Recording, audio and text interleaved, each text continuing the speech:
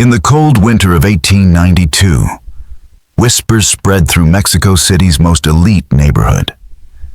Residents spoke of horrifying screams echoing from a grand mansion on Tuba Street, screams so filled with terror that even seasoned police officers claimed they haunted their dreams for years. These were not the familiar cries of political unrest or street crime under Porfirio Diaz's regime. They were far more sinister. The agonized cries of children tortured with a precision that revealed not madness, but a method. The culprit, a woman of wealth and status, whose carefully crafted public image masked a monster. What authorities uncovered inside that mansion would not only shake the foundations of Mexico's high society, but also expose the country's first known female serial killer. Her name was Guadalupe Martinez de Bejarano, remembered in whispers as Libe, the terrifying one. Her crime so grotesque that the renowned artist José Guadalupe Posada would later capture her evil in disturbing illustrations that remain chilling to this day. Before we dive deeper into her horrifying legacy, make sure to subscribe and turn on notifications if true crime stories that peel back the facade of respectability are your thing. Like the video if you're brave enough to hear it all, and drop your city and state in the comments. Your support helps us dig up the stories history tried to forget. The tale you're about to hear has been nearly erased from public memory, hidden by decades of shame and disbelief. But it matters because it shows us how evil often wears a respectable face and how societal blind spots can become playgrounds for predators. The year was 1887, and Mexico City pulsed with contradictions. Under Diaz's modernization, push gas lamps lit freshly paved avenues where ladies in imported silk passed starving children crouched in alleyways. In these divided streets, Guadalupe Martinez de Bejarano reigned as a figure of dignity.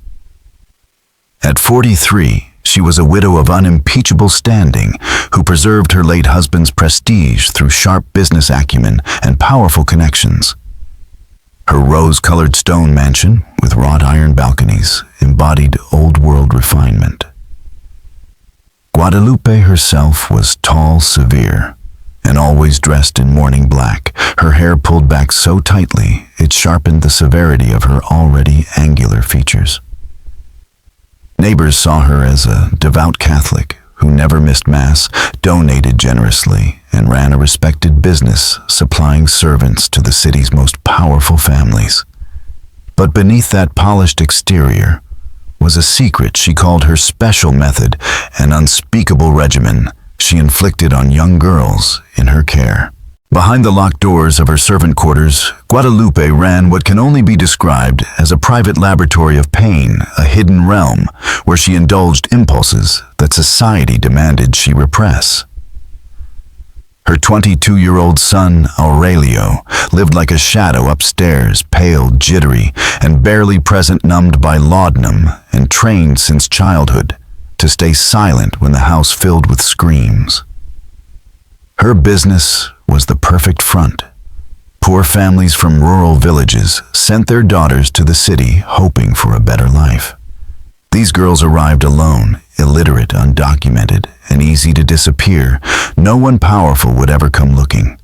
Early on, Guadalupe limited her cruelty to what she rationalized as corrections, painful humiliations disguised as character building. But in 1887, she crossed a line she would never return from. On a misty January morning that gave the city an eerie, dreamlike stillness, 16-year-old Casimira Juarez knocked on the carved wooden door of Guadalupe's mansion. She had walked for 6 days from her village in Michoacan, carrying everything she owned in a cloth bundle. Orphaned by cholera and armed only with a priest's letter of recommendation, she came seeking hope. Guadalupe saw what she wanted immediately, young, desperate, obedient. Casimira's dress was worn but clean, her posture humble, her eyes wide with a mix of fear and gratitude. Guadalupe's voice was firm as she read the letter and welcomed the girl. "I maintain very high standards," she said, leading her through halls lined with religious art and heavy furniture. Casimira's assigned room was sparse, but neat, with a small bed, a basin, and a crucifix, a symbol of order in what would become a house of horrors. At first, Casimira's days felt almost comforting. She rose before dawn, helped with meals, cleaned laundered, and mended clothes. Guadalupe watched her constantly, which the girl took as discipline, not danger. But behind those cold eyes, her new mistress was already planning what would come next. What Casimira didn't realize was that she was being observed with the cold detachment of a scientist studying a specimen. Guadalupe watched her every move, analyzing how the girl reacted to criticism, what frightened her, and how much discomfort she could tolerate before breaking. This wasn't ordinary discipline, it was research. She was gathering data for something she considered a necessary experiment, one that required an exact understanding of her subject's limits. The shift began subtly. Guadalupe started pointing out flaws that no one else could see. Phantom dust, imaginary wrinkles in linens, meals that were somehow never right. Casimira apologized, redoubled her efforts, and tried to please. But nothing was ever enough. The more she tried, the harsher Guadalupe became. One night, her employer's voice turned cold. "I'm beginning to think your priest exaggerated your training," she said. "Perhaps you require a more intensive course in proper conduct." From that moment, the punishments escalated. Casimira was made to stand motionless in the kitchen for hours, denied food for the smallest missteps, forced to scrub the floors until her hands bled, then scolded for staining the stone. From upstairs, Aurelio watched helplessly. He recognized the pattern. He had seen it before, but never taken this far. When he tried to intervene, Guadalupe's response was terrifying. "Have you forgotten who runs this house?" she asked, her voice colder than stone. "Perhaps you'd like to join her lessons." The threat silenced him. He retreated to his room and increased his laudanum dose, hoping to dull the screams that had become part of the mansion's nightly soundtrack. By February, Casimira's existence had transformed into a waking nightmare. The cruelty was no longer disciplinary, it was clinical. Guadalupe had crossed the line into sadism, using her basement as a private arena for what she called training. Originally meant for storage, the cold stone room had become a place of horrors. Stripped of her clothes, Casimira was made to stand shivering as Guadalupe circled her like a predator, pointing out supposed flaws in her emaciated frame, flaws she herself had caused through weeks of starvation. "Look at what you've become," she would whisper, her voice too soft to be anything but dangerous. "This is what happens to disobedient girls. But I can fix you." The tools of the home had become weapons. Guadalupe used a brazier to heat iron implements until they glowed, then brought them to Casimira's skin. Not to burn fatally, but to inflict pain so precise it skirted the line between life and death. Between these sessions, she treated the girl's wounds just enough to keep her alive. She had studied anatomy with obsessive focus, learning how to stretch the human body to its limits, without letting it break, at least not completely. And she worked on the mind just as ruthlessly. Casimira was forced to admit to sins she had never committed to, thank her tormentor to beg for more pain. Over time, her grip on reality weakened until she believed she deserved everything happening to her. Upstairs, Aurelio documented the descent into madness. His journal grew more frantic with each entry. February 15th. The screaming was worse last night. Mother said it's for the girl's moral benefit. But her eyes, she enjoys it. February 22nd. Blood on the cellar stairs. She claimed it was an accident during cooking lessons.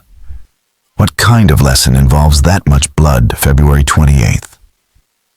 Haven't seen Casimira in days. Mother says she's too ill to work, but the sounds from below, they aren't human. The end came in early March.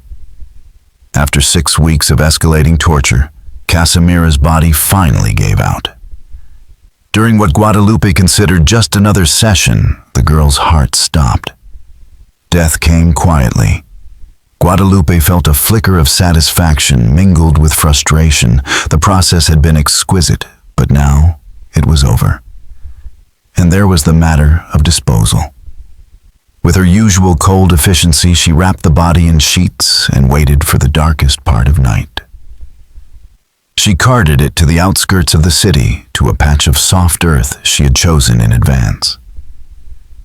There, beneath a shallow grave, she buried what history would later recognize as the first known victim of Mexico's most monstrous woman. But that night also marked a turning point. The experience had unlocked something deep within Guadalupe, something that now demanded to be fed. This was not a moment of horror for her, it was a revelation. She would continue. She would refine her methods, choose victims more carefully, and hide her crimes more skillfully. What followed was her so-called professional phase. She masked her true nature behind a facade of respectability, burying herself in charity work and church functions. She expanded her business, secured powerful friends, and burnished her public image as a model of Catholic virtue. But behind the velvet curtains and candlelit dinners, she was already planning her next selection. And this time she would not make the same mistakes. Guadalupe had learned from her early mistakes. She began studying social patterns to identify ideal victims, girls whose disappearances would raise few questions. She researched more efficient methods of restraint and torture, refining her approach with clinical detachment. Most critically, she developed systems to ensure minimal investigation, carefully managing every detail that might attract scrutiny. She even took steps to neutralize the growing instability of her son Aurelio, whose erratic behavior had become a liability. His sudden outbursts, obsessive guilt, and incoherent ramblings made him increasingly unpredictable. Guadalupe arranged for him to be treated by a German doctor who specialized in nervous disorders. Should Aurelio ever speak out, his testimony would be dismissed as the delusions of a fragile mind. Her next opportunity arrived in September 1888, when Maria Santos came to the mansion with her 15-year-old daughter Elena, desperate for work, after drought and debt had forced them off their land. Guadalupe recognized the girl immediately as a perfect candidate, young, healthy, with no support network that might notice her disappearance. Even more compelling was the spark of quiet strength in Elena's demeanor. Breaking a spirit like that offered deeper, more enduring gratification. The conditioning followed a familiar but improved routine. Guadalupe had grown more strategic. She replaced overt brutality with subtle manipulations that undermined Elena's sense of self. Comments were laced with concern, but aimed to create self-doubt. "You've been making more mistakes," she'd say calmly. "Perhaps the city air doesn't suit you. Some country girls never quite adjust to civilized living." Elena would insist she was trying, only to be told that effort meant little without results. Nothing she did was ever enough, and that constant judgment eroded her confidence bit by bit. Physical punishment was introduced slowly. A missed spot during cleaning meant hours of silent standing. A lukewarm dish resulted in skipped meals. A glance deemed insolent earned a night locked in the coal cellar. But Guadalupe had learned the value of pacing. Days or weeks would pass between incidents, lulling Elena into a false sense of security before escalating again. By the time the abuse reached a brutal level, the girl's mind was too fractured to recognize what was happening. Aurelio, watching with mounting horror, made timid attempts to intervene. Guadalupe was ready. "I see you're concerned about Elena's training," she told him sweetly. "That shows compassion, but without wisdom. Kindness can be cruel. Would you rather she fall into sin on the streets?" When he objected again, her tone shifted. If you believe you can manage the girl's moral development better than I can, you're welcome to try. Aurelio heard the warning. He had seen enough to understand what she meant. He backed down, retreating once again into his drug haze and his journal. By December, Elena had become a shadow of the girl who had arrived just months before, hollow-eyed, jumpy, and utterly obedient. Guadalupe had perfected her methods. The basement had been transformed into a chamber designed specifically for sustained torment. Chains hung from the beams worn by struggle. A brazier flanked by blackened tools glowed in the corner. At the center sat a heavy chair-like structure crafted under the guise of medical necessity, but engineered for complete immobilization. It allowed Guadalupe full access to a victim's body while minimizing resistance. Elena's final ordeal lasted 3 days. It was orchestrated like theater, each act building on the last, in a crescendo of physical agony and psychological collapse. Between sessions, Guadalupe applied soothing salves to wounds she had inflicted hours earlier, whispering to Elena that it was all for her salvation. Some souls, she explained, require more purification than others. I'm helping you reach heaven.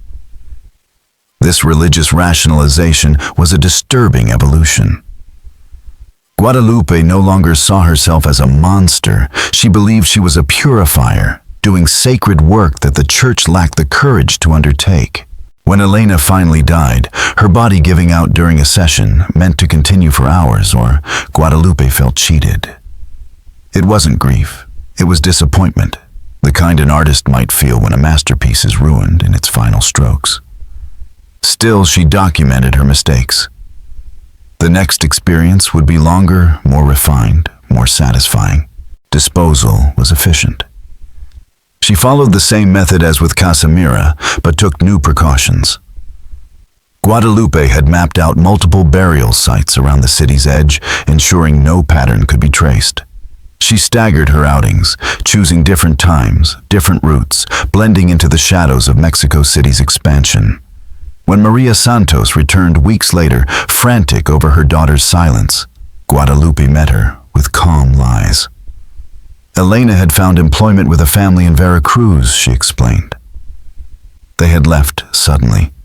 She expressed sympathy, offered vague reassurances, and with practiced warmth, promised to pass along any message. By the time Maria left the mansion, her instincts at war with Guadalupe's composed demeanor, her questions had already been buried beneath a facade of credibility. The cycle was complete. And somewhere in that house of prayer and poison, Guadalupe was already selecting the next girl. I'm afraid Elena became quite ill after Christmas, Guadalupe explained with perfect sympathy. A fever that affected her mind as much as her body. She became convinced her family was in danger and insisted on leaving at once to warn you. I tried to convince her to rest until she recovered. But you know how headstrong young people can be when it comes to loved ones. The story was crafted with care, plausible enough to satisfy a mother desperate for answers, yet vague enough to make verification impossible. Maria Santos left the mansion believing her daughter was wandering the countryside in a frantic attempt to return home, never imagining that Elena's body was already decomposing in a shallow grave, her bones picked clean by scavengers. Between Elena's murder in late 1888 and the next killings in 1892, Guadalupe entered the most dangerous phase of her evolution, one defined by control, sophistication, and flawless deception. She learned to suppress her urges, focusing instead on meticulous planning and victim selection. Outwardly, she became one of Mexico City's most celebrated philanthropists. She organized relief campaigns for earthquake victims, funded orphanages, and made such generous contributions to church construction projects that the Archbishop praised her devotion publicly from the pulpit. These accolades served as armor, making any accusation not just unlikely, but blasphemous. Meanwhile, her domestic placement business expanded into a respected citywide enterprise. Elite families came to her first when they needed help, drawn by her reputation for discipline and discretion. Desperate rural parents saw her as a savior, someone who could lift their daughters from poverty and deliver them to respectable employment. What they didn't know was that Guadalupe had developed a rigorous selection process. She targeted girls who were isolated, psychologically fragile, and physically suited to her preferences. Most importantly, she sought inner strength, the kind of fire that made their eventual destruction more satisfying. During this period, Aurelio's descent into madness became another layer of protection. His laudanum and opium addictions left him barely coherent, and his rare public appearances only confirmed what Guadalupe had worked to cultivate, the image of a troubled invalid afflicted with inherited mental illness. She made a public show of seeking treatments from foreign specialists, presenting herself as a devoted mother, while ensuring Aurelio's testimony would never be taken seriously. Privately, Guadalupe was preparing for something far more ambitious: the simultaneous captivity and manipulation of multiple victims. The murders of Casimira and Elena had taught her discipline. Now she wanted to expand her experiments, to explore new dimensions of torment. The opportunity came in spring 1892, when 19-year-old Esperanza Vega arrived at the mansion with her two younger sisters, Carmen and Rosa. Their families, shattered by crop failure and political violence in Hidalgo, had nowhere else to turn. Esperanza was tall and resilient, Carmen quiet and visibly anxious, while Rosa, just 15, possessed a sharpness that hinted at danger. Guadalupe greeted them with maternal warmth. "I can certainly use all three of you," she said. "Sisters working together tend to thrive. You'll help each other through the adjustment." What she didn't say was that she had been preparing for this exact scenario, turning family loyalty into a weapon. The first month passed under a veil of kindness. The girls were fed well, treated fairly, and even granted occasional afternoons off to explore the city. This period of stability was crucial. Guadalupe needed them to feel safe, to form attachments to their environment, and to trust her. Then the cracks began. She praised one sister while subtly undermining the others. "Rosa seems to be adjusting beautifully," she told Esperanza in private. "Some girls are naturally suited to refinement. Carmen, for instance, might benefit from more one-on-one instruction." These seemingly harmless comments planted seeds of doubt and guilt. Esperanza began to question herself. Carmen grew desperate for approval. Rosa became wary. By June, the sisters were psychologically isolated. They still shared quarters, but emotional solidarity had eroded. Each feared they were failing where the others were succeeding. This was when Guadalupe unveiled her reimagined basement. The space where Elena had died had been transformed. New equipment allowed for precise restraint. Custom medical tools enabled prolonged suffering without death. Most disturbingly, 3 restraint chairs were arranged so each girl could watch the others suffer. This configuration wasn't an accident. Guadalupe had learned that witnessing the pain of someone you love amplifies your own agony exponentially. The day the Vega sisters were led downstairs, Guadalupe maintained the illusion of professionalism. "This room is part of a new training program," she explained calmly. "Some aspects of proper service require more immersive instruction." They were strapped into the chairs without harm, made to feel the helplessness of their positions, while Guadalupe circled them with the deliberate pace of a surgeon. "The most important quality in a servant," she began, "is obedience. Obedience requires understanding, and understanding sometimes requires experiences that may be unpleasant at first." Her tone was instructional, almost gentle. But the room, the restraints, and the glint in her eye told another story. The real lesson was only just beginning.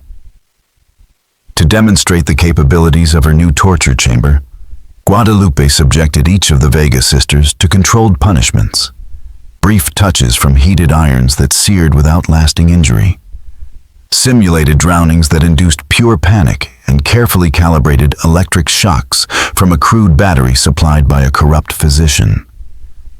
All the while, she narrated these atrocities with a calm, instructional tone blending twisted philosophy with technical explanations.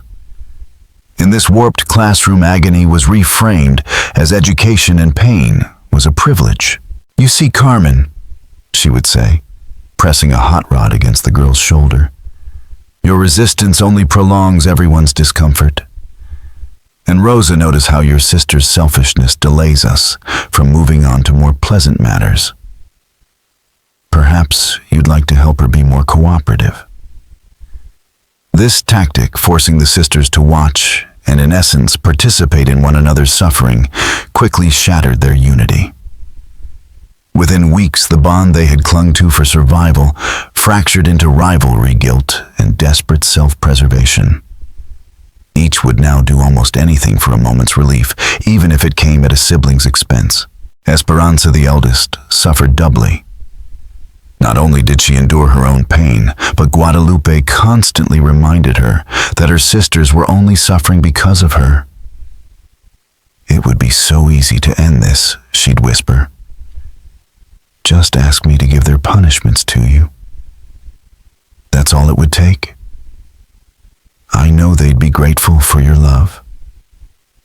And when Esperanza, breaking under the weight of guilt, made that sacrifice, Guadalupe accepted it with solemn grace, only to later insist that the other girls must also share responsibility for their sister's pain.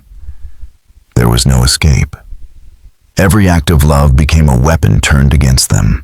By late 1892, even Guadalupe's iron self-control began to erode. The strain of torturing 3 victims simultaneously consumed her time and energy, leaving her exhausted, forgetful, and increasingly erratic in public. Aurelio, despite his constant haze of laudanum and opium, began noticing changes that disturbed him more than anything he'd seen before. His mother had begun talking to herself during meals, holding conversations with invisible companions about techniques, refinements, and results. She had lost weight, her grooming was slipping. And most chilling of all, she began inviting him to observe. "I think you're ready to understand what I've been trying to teach you," she told him in December. "Your education isn't complete without confronting human nature. It's time you learned what people are capable of when properly guided." Aurelio refused through feigned illness and heavier drug use, but he sensed her patience was running out. The next invitation, he feared, would not be optional. Desperate, he took his first act of rebellion. Using moments of clarity between doses, he began recording everything. No longer just anguished ramblings, his journal became a chronicle of times, names, methods, and observations, real evidence that he hoped might one day expose her. December 15th. I heard 3 voices screaming from the basement. She claims only 2 new servants. She stayed down there until nearly dawn. December 20th. I found blood-stained garments in her room while looking for laudanum. She said it was from a medical lesson, but what kind of lesson requires that much blood? December 28th. She asked again that I join her. This time she said I must start taking responsibility. I think she means to force me into her rituals. I must act before it's too late. The turning point came on New Year's Day, 1893. Father Miguel Herrera, a parish priest, visited the mansion to deliver Guadalupe's annual donation receipt and discuss Lenten preparations. His visit coincided with one of her extended basement sessions. As he waited in the parlor, muffled screams from below grew too loud to ignore. "Señora Bejarano," he asked gently, "is someone unwell?" That sounded distressing. Guadalupe, flustered, claimed one of the maids was suffering from a fever that brought bouts of delirium. Though her explanation was plausible, Father Herrera sensed something deeper. He'd visited the house many times. This time felt different. The priest began making quiet inquiries. Neighbors revealed troubling details, screams that now lasted for hours, an acrid stench like burning flesh, and a notable absence of young servants, despite claims of a growing staff. Tradesmen offered more. A blacksmith confessed to crafting elaborate restraint devices, odd even for wealthy clients. A physician admitted he'd supplied instruments and drugs unsuitable for household use. And shopkeepers noticed a steep decline in food purchases, odd for a home supposedly sheltering multiple workers. As winter deepened, Guadalupe's cruelty reached its peak. The Vega sisters had endured over 6 months of systematic torture, and what remained of them were broken husks of the girls who once stepped into the mansion with hope. Esperanza, once protector and provider, now spent days in mute catatonia, punctuated only by fits of violent screaming. Her body bore methodical patterns of abuse burns, arranged like brands cuts that reopened again and again, and internal injuries too horrific to name. Carmen, by contrast, had retreated into delusion. She spoke to people who weren't there, giggled at unspeakable acts, and responded to suffering with eerie calm. Her descent into madness fascinated Guadalupe, who saw it as a challenge to push her deeper to discover what lay beyond total psychological collapse. Rosa, the youngest, remained heartbreakingly aware. Her mind intact, she recognized the hopelessness of their situation with clarity her sisters had lost. She tried reasoning, bargaining, offering herself to save the others. But Guadalupe turned every plea into a game, dangling hope only to crush it again. Yet even this horrific theater was nearing its end. The sisters, ravaged by trauma and physical degradation, were dying slowly. Their captor, who had once relished every moment of their torment, now faced an inconvenient truth. Her stage would soon be empty, and already the hunger for new victims had begun to stir. This realization that her supply of victims would soon run dry led Guadalupe Bejarano to make the decision that would ultimately bring about her downfall. Determined to maintain continuity in her experiments, she began planning to acquire new victims even before the current ones were dead. And in doing so, she made critical mistakes. Her next target appeared in early 1893, when Julia Mendez, a widow from Querétaro, arrived in Mexico City with her 14-year-old daughter Isabella. Having lost everything to creditors, Julia was desperate for employment, and Guadalupe saw Isabella as the perfect addition to her collection, young enough to control, mature enough to be entertaining, and socially invisible enough to vanish without investigation. But Guadalupe's eagerness to secure Isabella caused her to rush. Instead of waiting for the Vega sisters to die from their accumulated injuries, she made the fateful decision to accelerate their deaths, clearing space for her next project. More fatally, she misjudged just how far her son Aurelio's secret documentation had progressed and how close he was to finally acting. The night of February 14th, 1893, marked the end of Guadalupe Bejarano's reign as Mexico's most elusive serial killer. That evening, she had prepared what she envisioned as the grand finale for the Vega sisters, a final orchestration of suffering designed to eliminate them, while maximizing her own satisfaction before beginning work on Isabella Mendez. But Aurelio, propelled by a volatile blend of laudanum-induced courage and fear for his own life, made a choice that would change everything. Over the preceding weeks, he had been secretly corresponding with Father Miguel Herrera, providing detailed accounts of his mother's crimes and pleading for protection in return. The evidence he handed over was irrefutable.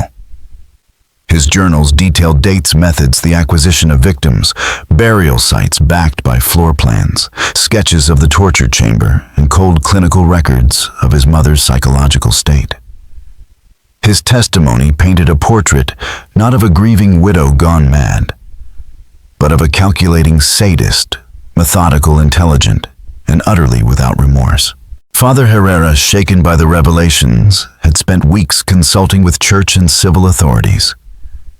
But prosecuting someone of Guadalupe's social standing required absolute certainty. A failed accusation would not only ruin Aurelio, but also destroy the reputations of those involved. The solution came when Aurelio offered to let investigators into the mansion during one of Guadalupe's sessions.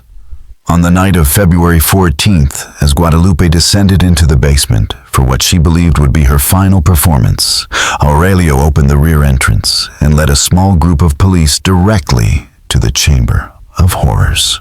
What they found surpassed even their worst expectations. The basement was beyond comprehension, a theater of cruelty so profound that several officers vomited on the spot, while others had to be restrained from attacking Guadalupe. The three Vega sisters were still restrained in their torture chairs. Esperanza was barely alive, her breathing shallow, her body shredded by months of systematic torment. Carmen sat awake, but catatonic eyes unfocused as tears silently streamed down her face. Rosa, her youngest sister, remained conscious. Her voice cracked as she attempted to speak, though her words were little more than fragmented, incoherent pleas for release, not rescue. And then there was Guadalupe. Calm, composed, and utterly unrepentant, she continued her work as if nothing were amiss. Dressed in an elaborate version of her customary black mourning garb, she turned to the intruders and said with eerie poise, "Gentlemen, I assume you have proper authorization for this intrusion into my private household affairs." Her detachment from reality was staggering. She genuinely appeared to believe her crimes were above reproach, referring to the torture sessions as moral instruction and her victims as students in need of rigorous correction. The physical evidence backed every word of Aurelio's testimony and revealed even greater horrors. Investigators found anatomical drawings, procedural notes, and written reflections on various methods of pain infliction. Torture devices had been modified from medical tools. Restraints demonstrated intimate knowledge of how the human body could be immobilized without killing. Most chilling were the personal items, locks of hair, pieces of jewelry, torn letters kept as trophies from her victims. But the most damning piece of evidence came from Guadalupe's own hand. Among her meticulously kept records were journal entries that left no doubt about her state of mind. She had not acted under delusion or temporary psychosis. Her notes were cold, analytical, and entirely lucid. One entry dated October 15, 1892 read, "The eldest sister's resistance continues to yield promising results. Pain shared among family members seems to multiply rather than simply accumulate." This technique should be further refined. These writings confirmed what many had feared: Guadalupe was not merely a monster. She was an architect of suffering, a woman who saw human beings as raw material for experimentation and who believed that her work was as legitimate as any scientist's. November 3rd, 1892. Discovered that the middle sister's psychological withdrawal can be temporarily reversed through targeted threats to her siblings. Protective instincts appear to override even deep mental dissociation under proper conditions. December 12th, 1892. Final phases of the current subjects now in preparation. Deterioration has reduced experimental value. Replacement acquisitions will be necessary soon. Guadalupe Martinez de Bejarano was arrested on February 15th, 1893, and the news sent shockwaves across Mexico. For the first time in the country's history, authorities had uncovered evidence of serial murder committed not only by a woman, but by one of the most respected figures in Mexico City's upper class. The scandal was seismic. Guadalupe was known as a patron of orphanages, a generous benefactor to churches, a pillar of conservative values. She had been praised by bishops, honored by officials, and welcomed into the homes of Mexico's elite. How could such a woman, elegant, pious, and seemingly devoted to charity, be responsible for atrocities so grotesque that even hardened investigators recoil? But the evidence was irrefutable. The physical condition of the surviving Vega sisters was enough to confirm years of systematic torture. The basement where they were found was equipped not for discipline or correction, but for sadism. Its instruments, devices, and restraints were designed solely to inflict suffering. Most damning of all were Guadalupe's own meticulously written journals, which outlined her crimes in clinical detail. Preliminary hearings began within days of her arrest, held in a courtroom, overflowing with reporters, moral reformers, and shocked citizens eager to glimpse the woman whose cruelty had hidden behind a mask of propriety. Guadalupe's demeanor in court added another layer of horror. She showed no remorse, no empathy, and no recognition that her actions were wrong. When asked to explain her treatment of the Vega sisters, she spoke in the tone of a patient educator addressing misinformed students. "These girls came to me as ignorant country peasants," she said calmly. "Through intensive instruction, I was helping them achieve spiritual purification that would benefit them both in this life and the next. Any pain," she explained, "was regrettable but necessary." To Guadalupe, the girls she tortured were not people, they were test subjects. Objects, vessels to be reshaped for their own supposed good. The prosecution, led by Mexico's most esteemed criminal attorney, laid out a case that was comprehensive and horrifying. They presented the full scope of Guadalupe's crimes, not only against the Vega sisters, but against earlier victims Casimira Juarez and Elena Santos. Their deaths now confirmed through Aurelio's testimony and the discovery of their remains at burial sites he had documented. Medical experts testified to the sophistication of the torture methods. Burns arranged in deliberate patterns, wounds timed to heal and reopen pain, calibrated to sustain maximum suffering without causing death. They emphasized that Guadalupe's methods required anatomical knowledge and psychological insight far beyond what might result from hysteria or momentary madness. Equally damaging was the testimony from clergy and civic officials who had been quietly investigating rumors about the Bejarano household. Their accounts revealed an uncomfortable truth. Guadalupe's crimes had not remained hidden due to secrecy alone, but because of collective denial. Many within Mexico City's elite had heard unsettling whispers, but chose not to believe them. Her status made questioning her unthinkable.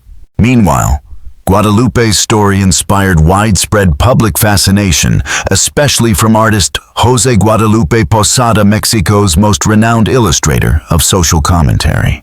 Recognizing the Bejarano case as a dark mirror of society, Posada created a series of engravings that depicted not only the brutality of Guadalupe's actions, but the hypocrisy that allowed them.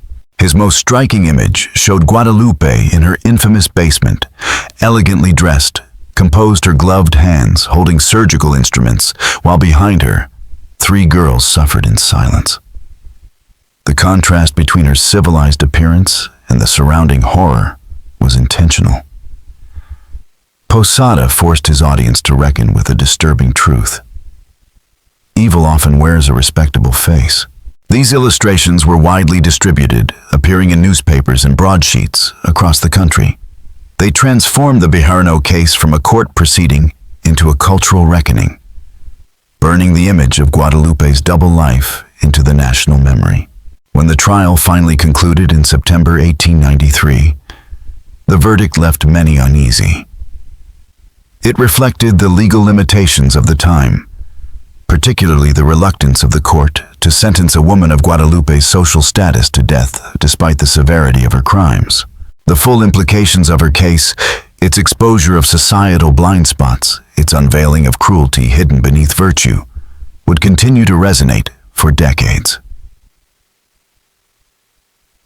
Guadalupe Martinez de Bejarano was found guilty of 2 counts of first-degree murder and multiple charges of torture and assault. But the sentence she received, just 10 years and 8 months in prison, stunned the public. Many had expected the death penalty. Instead, the relatively lenient punishment exposed the justice system's unpreparedness to deal with crimes of this magnitude, especially when committed by a woman. Societal biases and a deep discomfort with viewing women as capable of monstrous violence influenced the outcome. Aurelio, despite being the key witness who helped expose his mother, was sentenced to 2 years in prison for complicity. The court acknowledged his trauma and the power his mother had held over him, but maintained that his silence over the years carried a price. The fate of the surviving Vega sisters was far more tragic. Esperanza died just weeks after her rescue, her body finally succumbing to months of unimaginable abuse. Carmen and Rosa survived, but their minds did not. Both required lifelong institutional care. They never recovered. Guadalupe was sent to the infamous Cárcel de Belén, where her name preceded her, and not in the way she had once enjoyed. Among murderers and thieves, her crime stood apart. The torture of children disgusted even the most hardened inmates. For her own safety, she was placed in solitary confinement, spending 23 hours a day alone in a cell, leaving only for tightly supervised walks where she was greeted with curses, spittle, and thrown objects. The guards, many of them fathers, offered her little sympathy. Her former title, her social grace, her reputation, none of it mattered anymore. In prison, she was not the celebrated patron of charities. She was simply a monster. Her health deteriorated quickly. The woman who had once presided over salons with poise and elegance became gaunt, disheveled, and nearly mute. The commanding voice that had once orchestrated human suffering was reduced to barely audible whispers. Most ironically, the very isolation that had once allowed her to commit her crimes in secret became her personal hell. Without victims to control, Guadalupe unraveled. She died in the winter of 1895, just 2 years into her sentence. The official cause was pneumonia, but privately guards admitted her body bore signs of blunt trauma likely inflicted by other prisoners. No investigation followed. No one claimed her body. No memorial was held. Her funeral was attended only by a priest performing the rites out of obligation, not compassion. There were no mourners, no obituaries.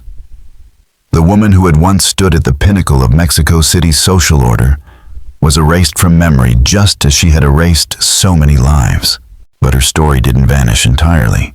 The Bejarano case forced Mexico to confront an uncomfortable truth: evil isn't always grotesque or obvious.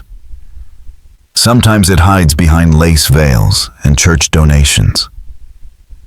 Guadalupe's crimes exposed deep structural failures, police who ignored missing girls because they came from poor families, doctors who supplied tools without asking why, priests who accepted money while turning a blind eye to suffering. Most chilling of all, members of Mexico City's elite admitted they had suspected something, but said nothing. Her social status had protected her from scrutiny. In the aftermath, the legal system was reformed. New laws required investigations of all missing persons, regardless of class. Medical professionals faced stricter regulation over their tools and practices. And for the first time, Mexico legally recognized the concept of serial murder with enhanced penalties for repeat and systematic killers. But Guadalupe's most lasting legacy was cultural. Thanks to the haunting illustrations of José Guadalupe Posada, her image and her crimes entered Mexican folklore. His engravings captured not just the physical horror of her deeds, but the societal hypocrisy that enabled them. One particularly haunting piece showed her poised and elegant instruments of torture in hand, her victims caged behind her. The message was clear: monsters don't always look like monsters. Decades later, workers renovating the mansion unearthed the remains of her hidden basement. Though the chamber had long been abandoned, its oppressive atmosphere remained. Grown men refused to enter. The building was demolished shortly afterward, but locals swore that on quiet nights, the screams of the girls could still be heard echoing from beneath the earth. The The story of Guadalupe Martinez de Bejarano forces us to look deeper, not just at her crimes, but at how they were allowed to happen. She succeeded not because she was superhuman, but because she understood how to manipulate the systems of trust, respectability, and silence. She hid behind the roles society celebrates: the pious widow, the charitable lady, the trusted employer. And we believed her because we wanted to. Her story reminds us that the most dangerous predators are often the ones who appear most benign. They count on our reluctance to see the truth, to believe that someone so admired could also be so monstrous. And they use that reluctance as their shield. What do you think? Did Guadalupe take other secrets to her grave? Could more victims remain undiscovered? Tell us your thoughts in the comments and share how you think we as a society can better protect the vulnerable from predators who wear masks of respectability. If this story left you shaken and hungry for more true crime tales buried by time, subscribe to our channel, hit the notification bell, and share this video with someone who loves the darkest corners of history. We'll see you in the next episode where the past still whispers and justice comes too late.